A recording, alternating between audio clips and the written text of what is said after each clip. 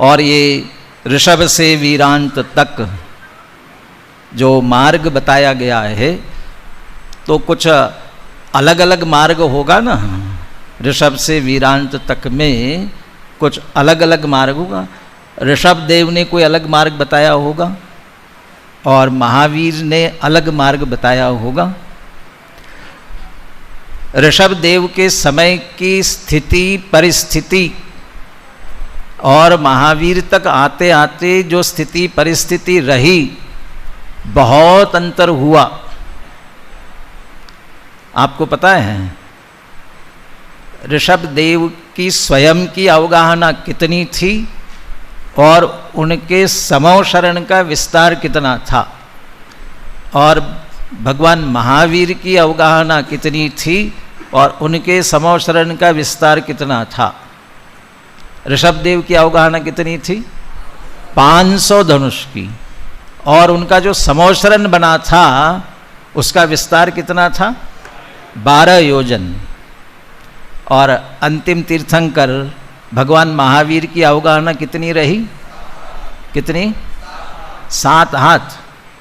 7 हाथ। और समो शरण का विस्तार कितना रह गया? 1 योजन। माने वहाँ से आधा आधा योजन घटता गया और 1 योजन रह गया। अवगाहना घटी, समो शरण का विस्तार घटा, और उसी अनुसार बाह्य स्थिति परिस्थितियां भी बहुत बदली होंगी।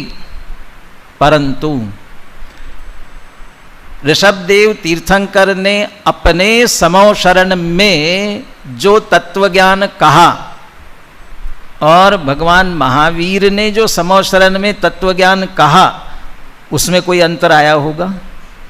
थोड़ा बहुत के स्थिति परिस्थितियां बदल गई है, और स्थिति परिस्थितियों के अनुसार संविधानों में बदल हो सकता है, तो फिर यहाँ भी कुछ बदलाव हुआ होगा ना, कुछ तो परिवर्तन हुआ होगा। बिल्कुल कोई भी परिवर्तन नहीं हुआ। क्यों नहीं हुआ? 2 ही आधार जो कह रहे ना, श्री वीतरागी सर्वज्ञानी हितंकर सब लोग के, ऋषभ से वीरांत तक 24 तीर्थंकर हुए। वे हमारे सभी वीतरागी सर्वज्ञ और हितोपदेशी थे। सर्वज्ञ थे और वीतरागी थे। सर्वज्ञता से जो ऋषभ देव ने जाना था वही का वही सर्व भगवान महावीर ने जाना, और वीतरागी थे इसलिए अपनी तरफ से मिलाकर कुछ कहने का प्रश्न ही नहीं था।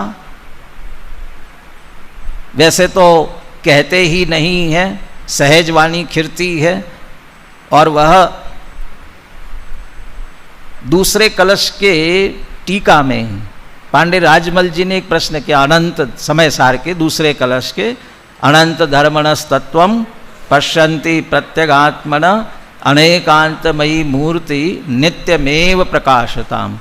के अनेकांतमयी मूर्ति अर्थात जिनवाणी, ये नित्यमेव प्रकाशताम, नित्य प्रकाशित हो, ऐसा जिनवाणी को नमन किया।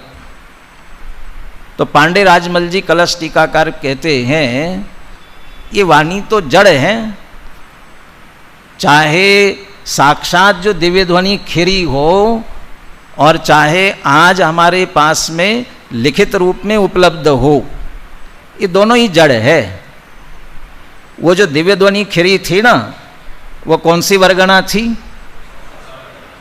और ये जो हमारे पास लिखित रूप में है, ये कौन सी वर्गणा है? भाषा वर्गणा।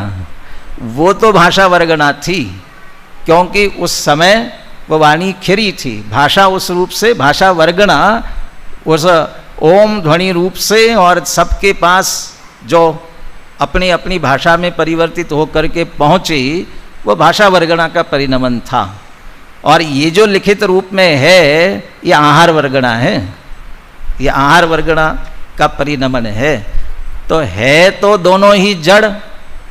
तो चाहे उस दिव्य ध्वनि का हम स्मरण करें और चाहे शास्त्र को हम विराजमान करके पूरा विनय करते हैं, हमें देव शास्त्र गुरु तीनों समान रूप से पूज्य है हमारे लिए, तो ये इसकी व जड़ की पूजा, और हम स्वयं चेतन होकर के इस जड़ की पूजा करें, तो चेतन होकर हम जड़ की पूजा क्यों करते हैं? तो पूछा जी जड़ इसकी पूजा क्यों की जा रही है? उन्होंने तो लिखा चूंकि यह सर्वज्ञानुसारिणी है। एक अनुभवशील शब्द का भी प्रयोग किया। सर्वज्ञानुसारिणी अनुभवशील है। वो अनुभवशील का अर्थ ये अनुभव की बात नहीं है, उसी अनुसार निरूपण करने वाली हैं।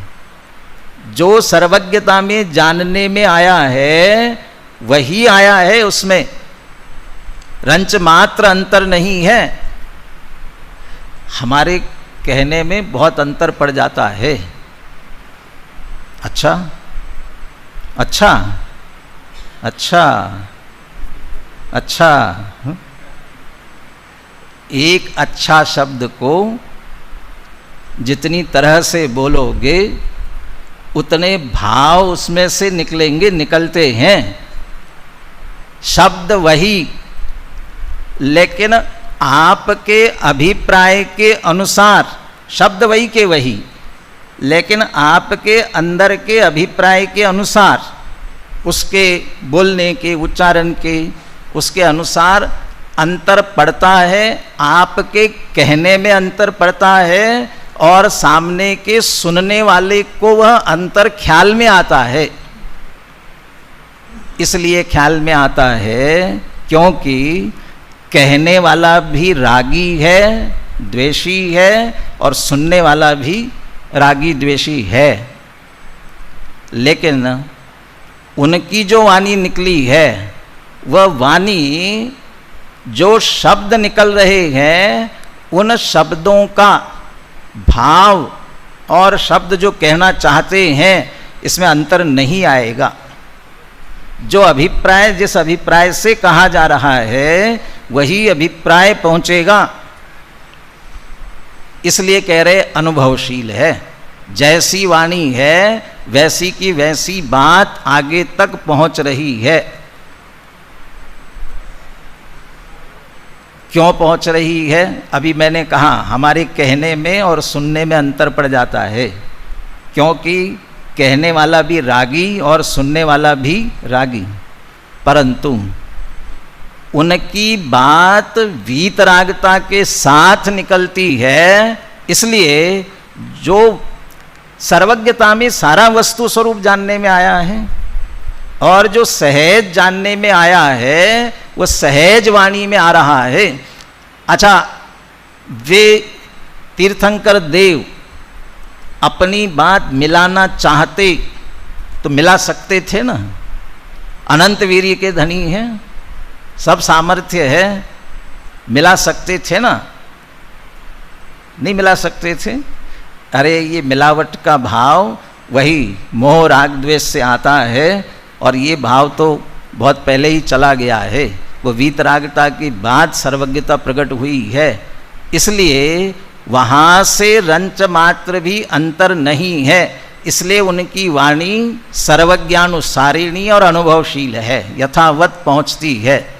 फिर हम भी उसे यथावत ग्रहण करते हैं ना, हम भी उसे यथावत ग्रहण करते हैं ना।